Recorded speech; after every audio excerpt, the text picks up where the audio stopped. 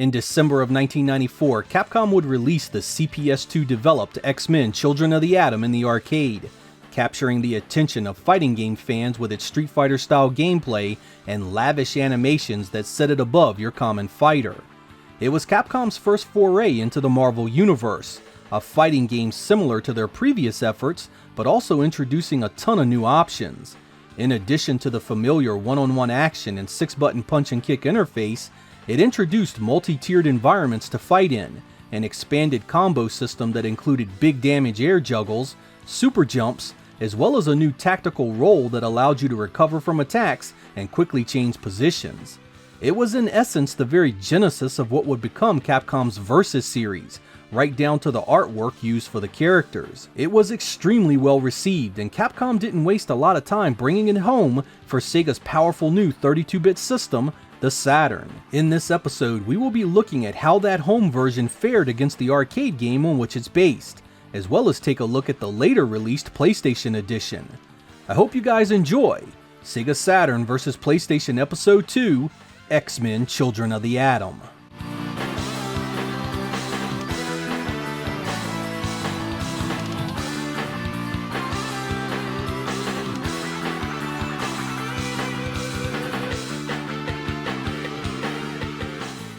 The Saturn version of X-Men Children of the Atom was released first in Japan in November of 1995, slightly less than a year after it debuted in the arcade.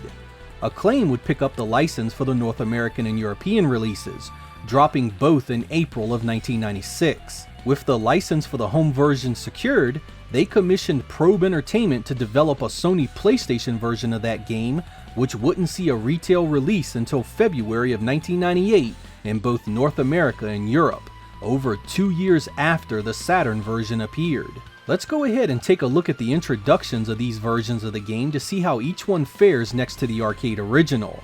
First up is the Saturn Edition, which recreates the arcade opening exceptionally well.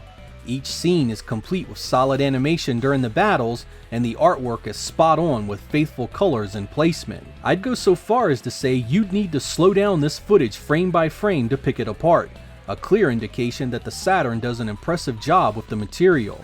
There are some slight differences in timing, but everything is there. Let's go ahead and take a look at the Saturn opening in its entirety.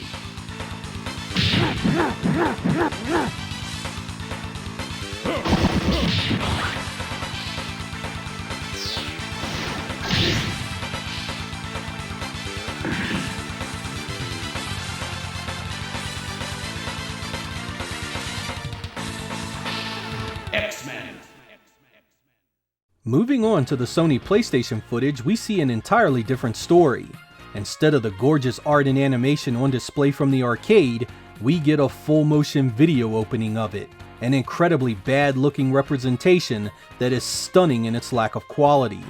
Instead of the developer shortening the animation and images to work better in the PlayStation's meager RAM, they chose to circumvent the effort and just throw some video on the screen. It's tacky, cheap looking, and nothing short of a disgrace. Let's go ahead and take a look at the full PlayStation opening.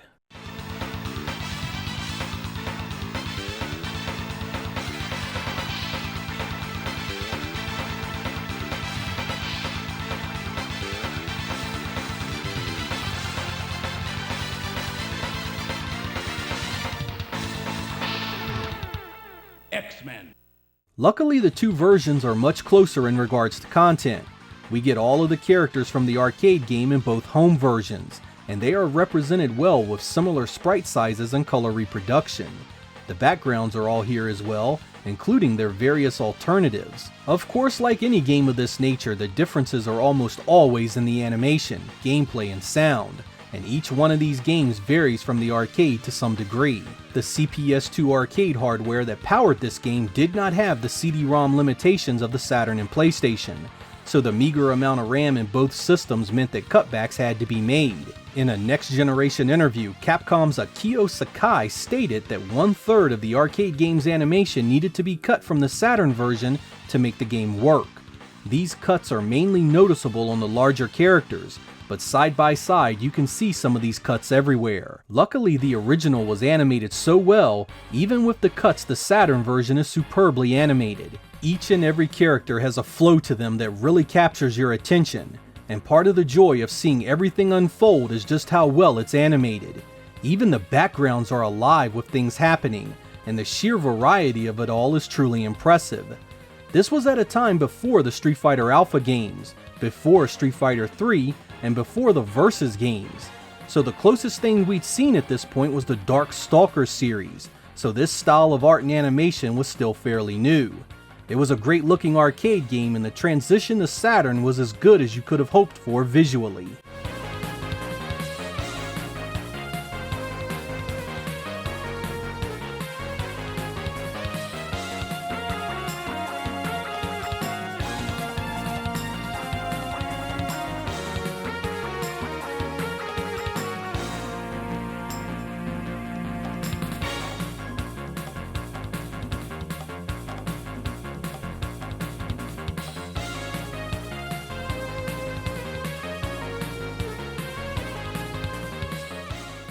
Despite what you may have heard, the PlayStation version is animated fairly well itself. After some direct comparisons, I am 99% sure that Probe Entertainment used the Saturn code to develop this release, because they are virtually frame for frame the same level of animation across many of the characters. Advance and retreat animations are pretty much identical and mirror the cuts seen in the Saturn version frame for frame. Even on the larger characters, this is much the same case, with characters like the lumbering Sentinel and his robotic parts constantly in flux being identical in my comparisons. There are some cuts that I noticed regularly, and they were almost always in the backgrounds. Some are subtle, like the animals in the Danger Room stage, and others are much more noticeable, like the destroyed Sentinel on the second tier of the bridge level. Also missing here are the little guys running around in the background. Because many of these cuts don't directly affect the look and movement of the fighters, I can't help but congratulate Probe Entertainment for getting as much in as they did. They mostly isolated the cuts to ancillary graphics that would be easily overlooked by all but the most diehard fans. In this regard, the PlayStation performed admirably. The PlayStation version's biggest issue with its animation is its frame rate, which makes everything seem choppier than it actually is. This is something we'll get into in a moment.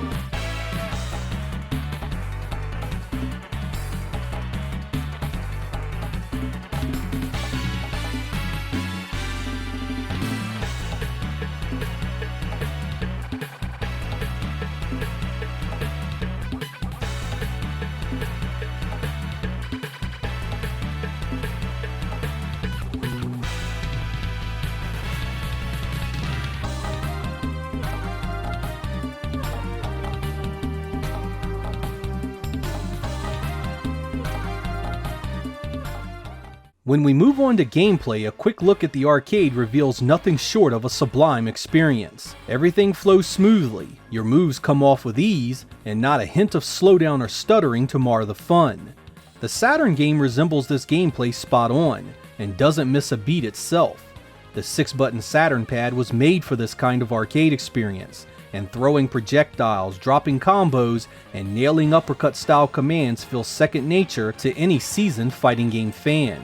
Unfortunately, PlayStation fans get hit square in the mouth with a knockout blow here. Not only does the default PlayStation controller lack a 6-button face, but its directional pad simply is nowhere near as good as the Saturn for these kinds of games. Admittedly, lots of that could be due to my own preference for the Saturn controller, but one thing that absolutely cannot be argued is the stuttery and inconsistent frame rate you'll find in the PlayStation release.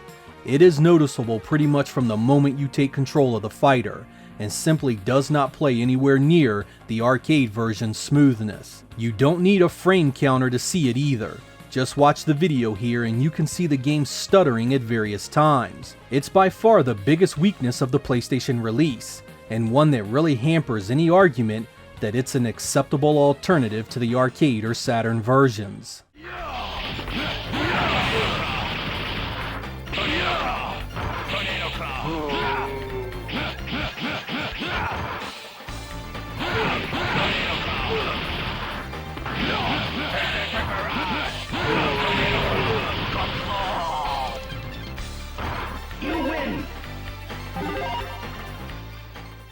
Fortunately, all three versions sound great. There's voice work from the same people who did the 90s X-Men cartoon series, and the background music suits each stage well. The Saturn release seems to mimic the arcade samples pretty much one-to-one, and the music is spot on too. The PlayStation version does well in this category, and I was not able to pick out any missing voices or other sound effects. These games both sound pretty good, each benefiting from the arcade's original quality. Round 1. Fight!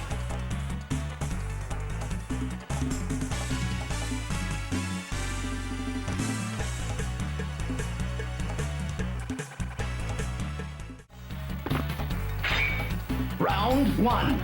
Fight!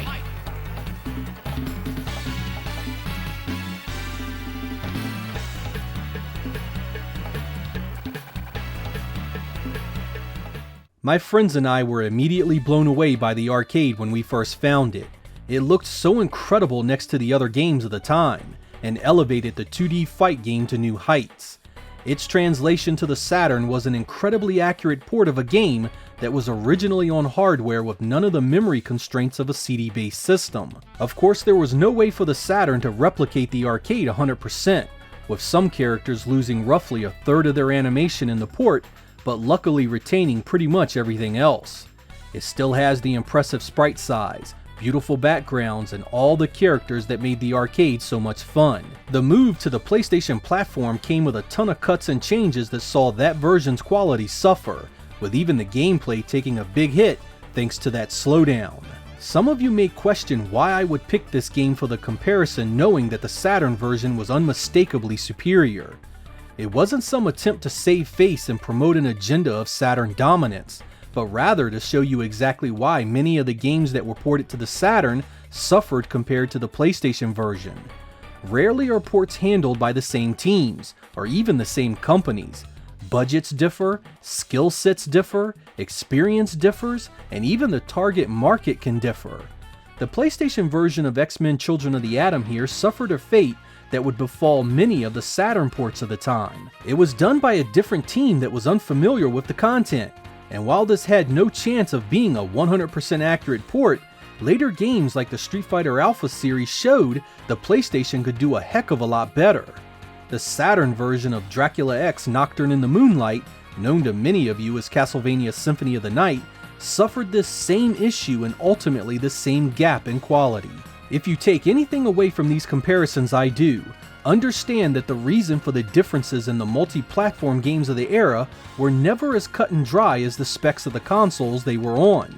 It's true that their architectures made certain things easier or more difficult to do, but the outside influence of budgets, developer skills, time constraints, and intended market loom just as large. Over the coming weeks and months that I do this series, I hope to reinforce that belief many times. I'm Sega Lord X, thank you guys for watching, and I will catch you next time.